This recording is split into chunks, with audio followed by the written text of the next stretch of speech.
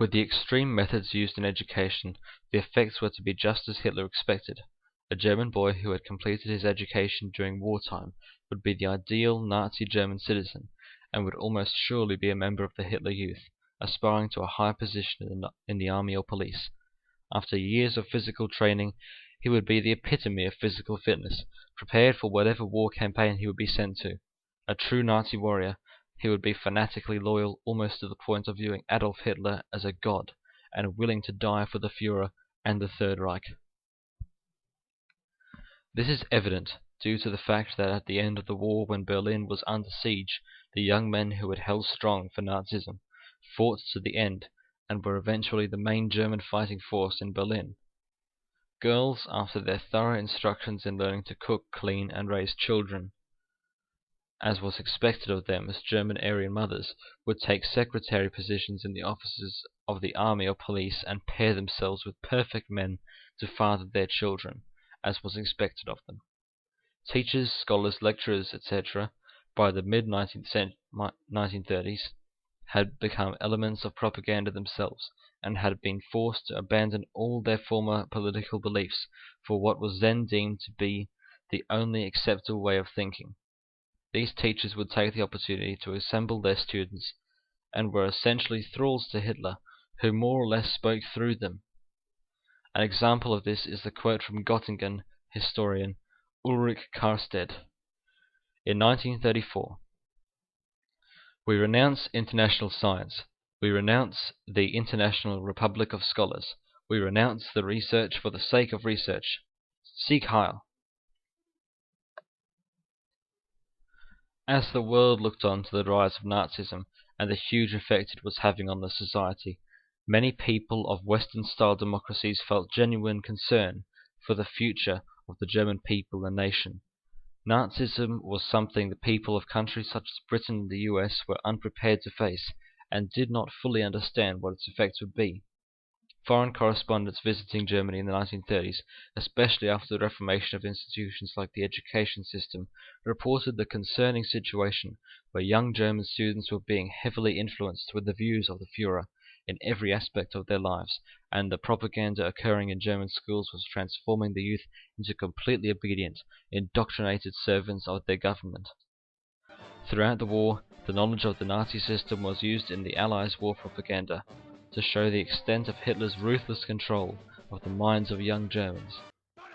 In 1943, Walt Disney produced a short animated film entitled Education for Death, which illustrates the raising of a young boy from birth to the day he becomes a merciless soldier. It was images such as these which showed the British and American citizens the ruthless control Hitler had over the innocent young, giving them more reason to believe he and his regime must be stopped at all cost to liberate the indoctrinated youth from their mental prison. Today we own Germany. Tomorrow, the whole world. Hans is now ready for the higher education, as decreed by the Führer.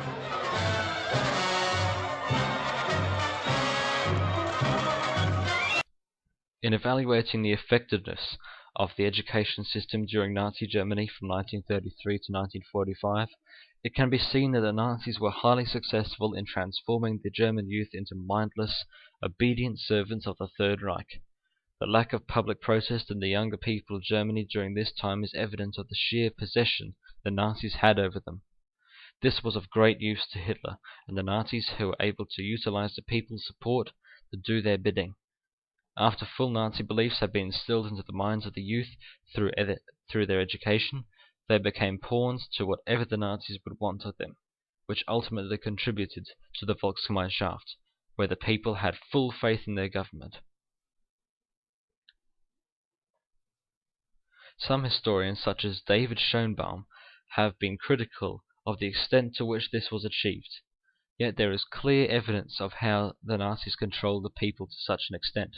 There is a strong argument that by the mid-1930s, Hitler and his party had won the respect and trust of the people for saving Germany from economic crisis and instigating schemes such as the Winterhilfe and Eintopf schemes, where citizens were asked to make sacrifices for their less fortunate fellow Germans.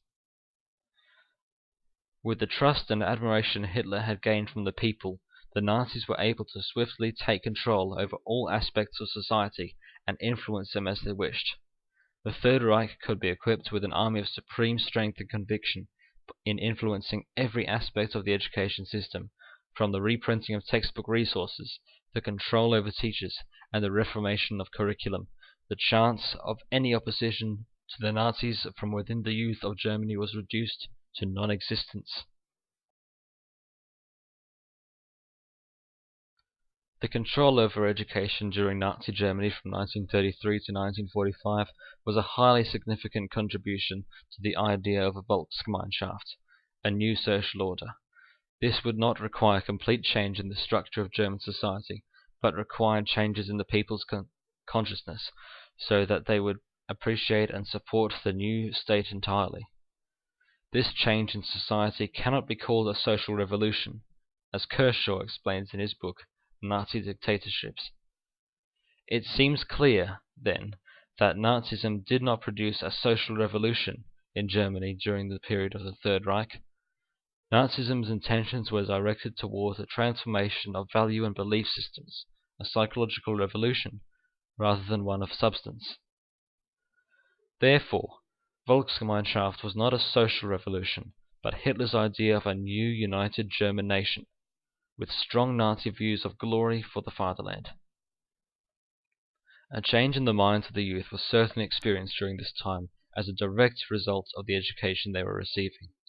Due to the complete indoctrination of Germany's young people, who held Nazi ideals and were made to serve the Third Reich with obedience, the changes made in education by the Nazis were a major contribution to the creation of Volksgemeinschaft. In conclusion, it can be said that throughout the period of Nazi control in Germany, the insertion of propaganda, increase in physical education, and adjustment to the curriculum transformed the youth into the ideal citizens of Nazi Germany. These changes made to education contributed greatly to the Nazi concept of Volksgemeinschaft, which was achieved through strategies such as the education reform, and enabled the extreme level of power acquired by the Nazis at their height.